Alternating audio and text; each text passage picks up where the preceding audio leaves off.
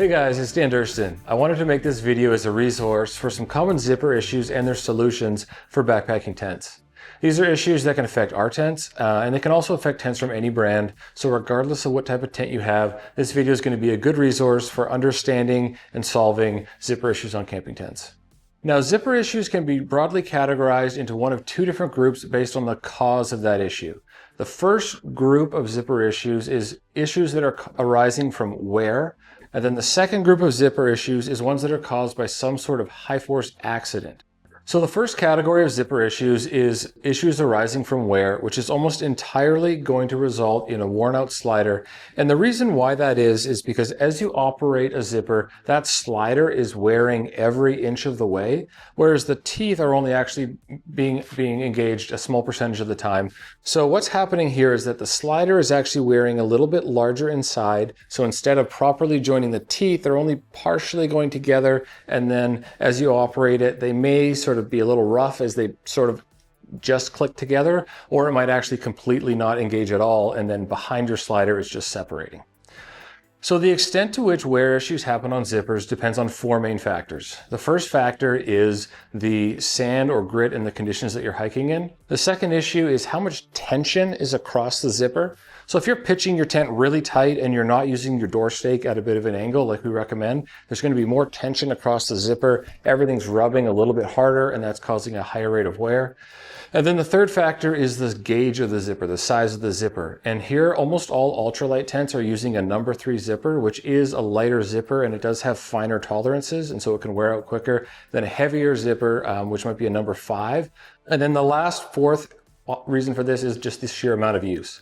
So most people are never going to encounter an issue with the sliders wearing out on their zippers, but if you are somebody who's using the tent in sandy, dusty conditions, using it a lot, maybe you're pitching it pretty tight, and you've got ultralight zippers on your tents, that's the sort of situation where you can start to run into wear issues affecting the function of the slider. This is something that seems really scary for people. They think their zippers can be ruined, but it's actually quite an easy thing to get solved, and then you can basically restore brand new performance again for your zipper slider.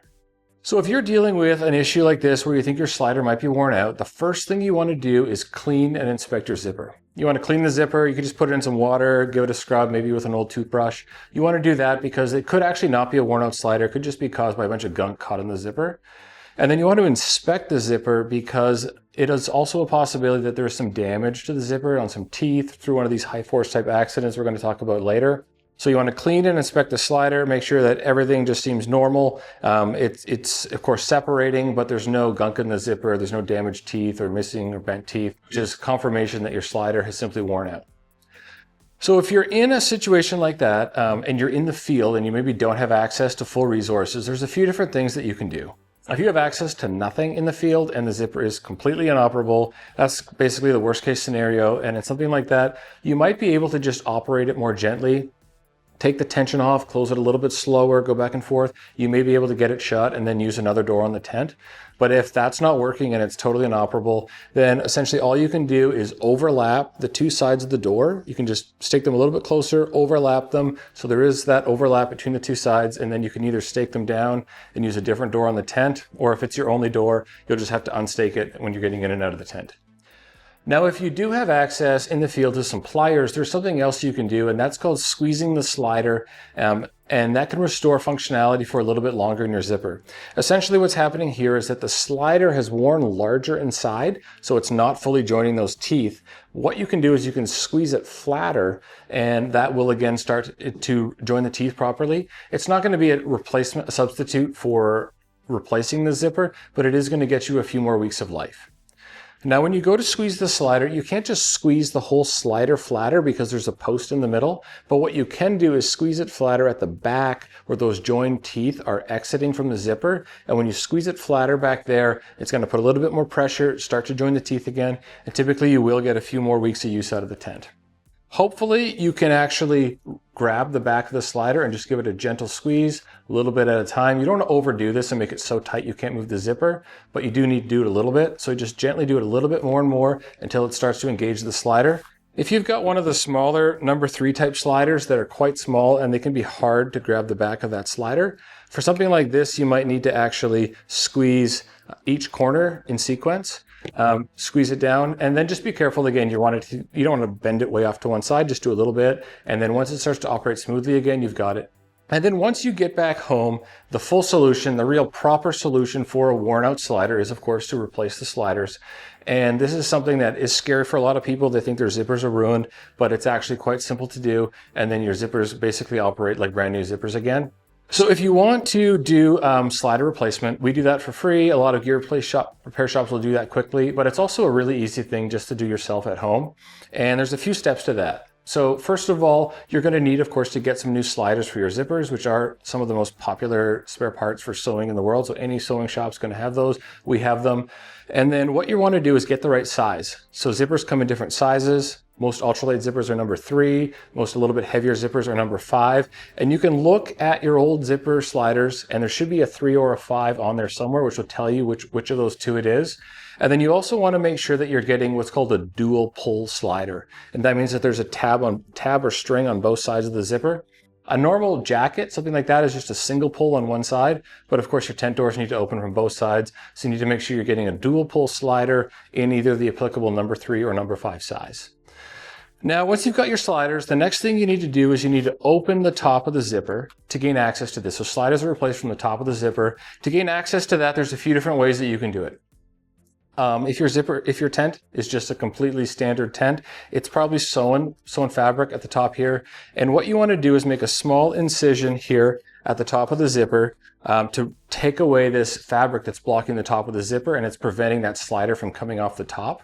So you're not cutting right all the way through the tent. You're just cutting this fabric that's on the back of the zipper. Typically, you're just going to make a small incision on each side, and then you can make it across as well. And then you'll be able to fold that flat back and gain access to the top of the zipper. Now on our newer X-Mid Pro tents, we've got a new feature at the top of the zipper that makes this a little bit easier. And what we've done here is we've basically just closed the top of the zipper with DCF repair tape instead of traditional stitching. So on something like this, you don't have to do any sort of incision. You can just grab this repair tape, peel it back here. There's a piece down each side and one across the top that's under. So you peel back one side and then you peel back across the top like this. And now you've gained access to the top of that zipper. And then you can quite simply just pull the slider right off the top. Now you take your new slider and we're just going to pop it back on. When you pop the new slider back on, it's nice to be working on a nice surface. And you're going to want to take that slider and the new slider, get it orientated the right way. The front should be headed down onto the zipper. And you do want to watch on the back of the zipper here, there's going to be a cutout on one side that's for the teeth, because the teeth bulge out one side of the zipper. So that bulge on the slider needs to be lined up with the bulge of the teeth on the zipper. You're going to put that on, pin it down, get both sides lined up so they go on fairly evenly. And then you just give it a little bit of a jerk. With those two sides, hopefully having everything lined up, you give it a little bit of a jerk, and then that's just going to pop back onto the teeth. And then the last step is just to close the top of the zipper again. And you can do that on our Pro tents just by putting back that DCF repair tape. On a more traditional tent with woven fabric, common solution would just be a little bit of a tenacious tape repair patch, although you could also use something like seam grip adhesive to just like glue that top shut. You just want to put a repair patch there so you don't accidentally put your new slider right off the top of the zipper again.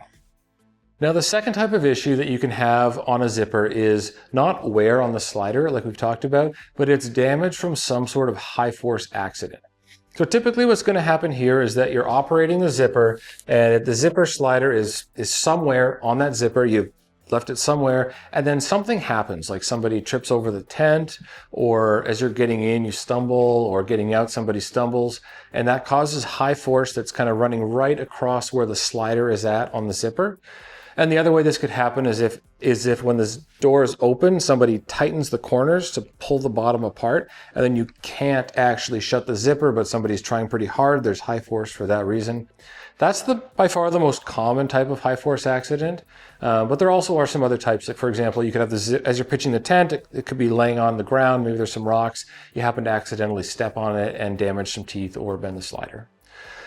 So for these most common category of accidents where there's tension right across where the slider is, if you have high enough tension, something's got to give, and that can be almost anything because the strength of the different components are reasonably well matched. So you could have the slider get a little bit bent and start to operate poorly, which looks a bit like a worn out slider, but it's actually just been bent from that high force. Or if that gets worse, you could actually bend it so much it pops right off the tracks. Or alternatively, instead of the slider bending, the actual teeth on the zipper can tear away from the backing, anywhere from a short little bit to a huge tear away from the backing. You can also see the backing itself, so that the backing is that thicker fabric that the teeth are attached to. You can see tears in that if there's high enough force. And then you can also get tears in the tent fabric where it's sewn to the backing. So any of these components could be damaged. Now, if you're dealing with this in the field where you have no access to tools, the solutions are going to depend on how operable your zipper still is. In some cases, the zipper may still be fully operable. Maybe you have a little tear in the fabric, or you have a little spot where the teeth are pulling away from the backing, but you can still gently use the zipper. So in a case like that, you can gently use the zipper, and you may prefer to use the other door in your tent, either as a priority or exclusively just to avoid anything else going wrong with that zipper. You may, if you want to avoid using it, you can actually tie it off at the bottom by putting some cord through the two loops. Tie that off so you don't accidentally use that zipper. A step worse than this would be as if your zipper is only partially operable. And that would be if you've really torn the teeth away from the backing, or you've really torn the fabric where the slider's still on the tracks, but you can only move it down to where that point of damage is. Typically on something like that, what you're going to want to do is close the zipper as much as you can, and then what's left, you can tie it off. You can also do that overlap technique to create a bit of an overlap. And you can also be glad that our tents have what's called protected doorways, which means that even if you have a complete zipper failure, the door is not above the floor of the tent, so you're not going to have rain falling directly on the sleeping area. So for these partially operable zippers, do what you can, tie it off, potentially overlap, and then it's even the same thing, but to a more extreme extent if your zipper is completely inoperable. A completely inoperable zipper is usually because you actually popped the slider right off the tracks from that high force accident. In a case like that, you can try to put the slider back on like we've talked about earlier, but it's probably bent. So you want to at least have a good look at it to see if it looks like it's bent over to one side. If you have some pliers, you might be able to bend it back. You could open the top, you may be able to get it back on, but that's a lot of things to go right. So you can certainly try to get the slider back on, but if it's just completely popped off the tracks, a lot of times you are just going to be in that situation where the two sides get overlapped, and then you prioritize the other door if you have one. Now, when you get back home and you want to actually get this fixed, if it's an issue with torn fabric, that's going to be an easy sewing repair. We can do that. Almost any repair shop can do that. If it's an issue with the slider, that's something that you can easily swap those for a new slider at home, or from us, or any repair shop can do that. But if there's actually damage to the teeth or backing, then that is something that's not repairable on that zipper. We can repair the tent, but we can't repair that exact zipper because the teeth have been torn away and your tent does need a new zipper. So that's where you're at the point where needing a full zipper replacement on your tent, which is a pretty big job. So depending on the age and condition of your tent, it can be, oftentimes it's worth doing. But if it's an older, worn out, low value, cheaper tent, then it may be a replaceable situation at that point. But certainly zippers can be replaced if it makes sense to do so. So overall, I hope that helps you guys understand zipper issues. There are dominantly these wear issues that are easily fixed with a worn out slider. If it is some sort of high force accident, it's unfortunate, but there's always ways of dealing with it in the field. And there's always some solutions for getting things fixed when you're back in civilization. So we're happy to be a resource for that. Lots of other gear repair shops too. Thanks for checking out the video, and good luck on your hikes this year.